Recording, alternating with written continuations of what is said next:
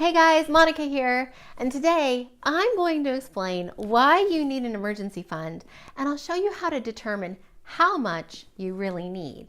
It's not the same for everyone. There are two groups of people when it comes to saving money.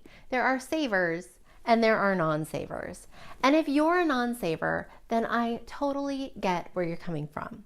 It wasn't that long ago that I was a non-saver myself.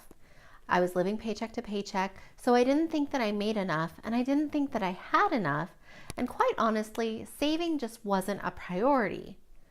I was just trying to survive and cover my basic needs. But my savings light bulb went on when I dug myself out of credit card debt and vowed never to get into trouble with credit cards again. That's when my future husband, Mike, proposed, and I realized that I had to start saving for my wedding because we knew that our parents weren't going to cover it. So I made saving a priority, and lo and behold, I realized that I could save. And let me tell you, that felt good. If you are a saver, then maybe you don't know if you're saving the right amount. How much do you really need in an emergency fund anyway? Well, we'll get to that in just a minute. But first, I want to share some startling statistics. According to a NeighborWorks America study, nearly 70 million Americans have no savings whatsoever, and 1 in 4 people would run out of money within 30 days if they stopped receiving a paycheck. Do you fall into either of those categories?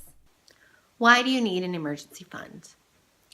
If you're working your way out of debt or working toward any financial goal for that matter, and you find yourself taking 1 step forward and 2 steps back, it might be because you don't have an emergency fund. Here's the thing. When you have an emergency fund, that means you've got extra money set aside to cover any surprise expenses that may come up. And by extra, I mean you've got money sitting in a bank account that you are not touching unless it's an emergency. So you're covering all of your day-to-day expenses, including your debt payments, with another pot of money.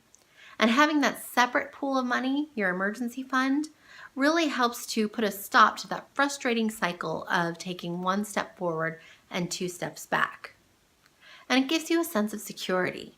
You have peace of mind knowing that you've got the cash sitting there in case something happens. So if next week your car breaks down or your son breaks his arm playing baseball, you won't have heart palpitations trying to figure out how to cover it. Imagine not having to use a credit card to cover the expense, and think about how good it will feel to know that you can pay with cash.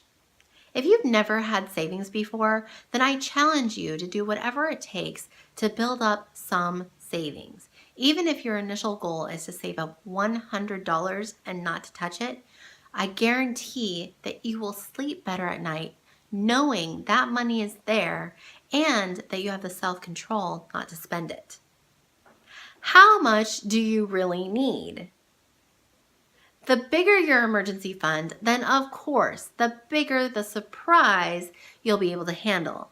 Now, the industry standard recommendation is 3 to 6 months of living expenses. And I think that is a great goal to shoot for, because if life throws you a really big curveball, such as a job loss or needing a new roof, then you'll be better prepared to handle that. But if you're traditionally a non-saver, when you do the math, that adds up to a lot of money, which can seem a little intimidating.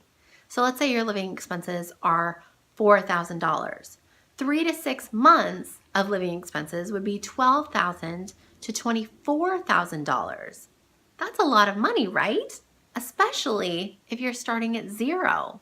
I really like the idea of a starter emergency fund, especially when you're digging your way out of debt. So determine an amount that feels right to you. Now, some people recommend starting with $1,000, but I think a starter emergency fund should be anywhere from $1,000 to $5,000. Again, if you've never had savings, then start with $100 and build from there. But if you are a saver and you're working your way out of debt, then just play with the numbers.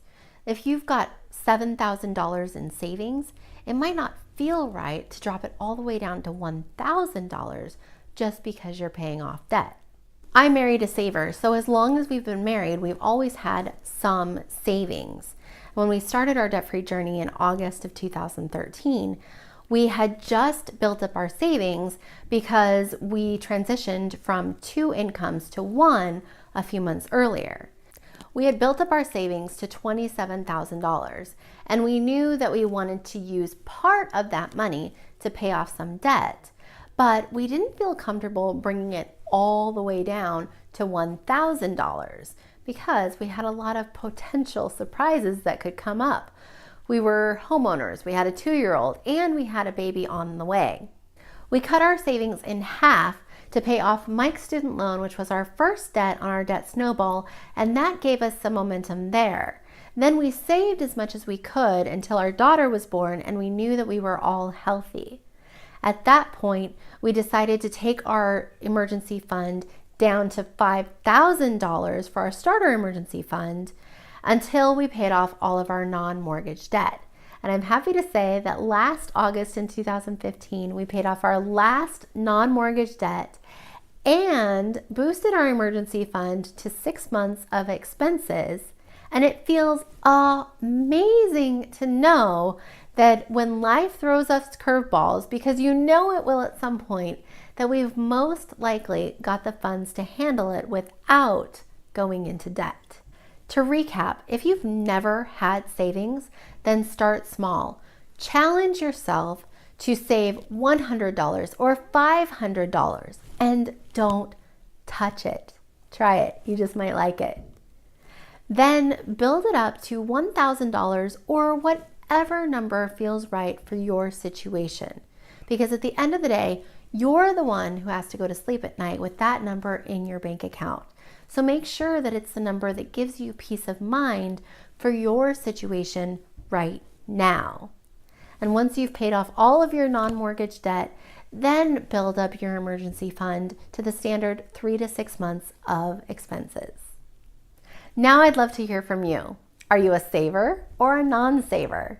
And how do you decide how much you need in your emergency fund? Share in the comments below and I'd love to hear from you.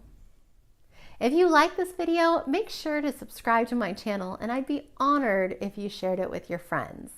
And I invite you to join our private Facebook group called Your Debt Freedom Family, where I share more tips like this, and we've got a great community of people who are kicking debt to the curb so they can break free and live life on their terms.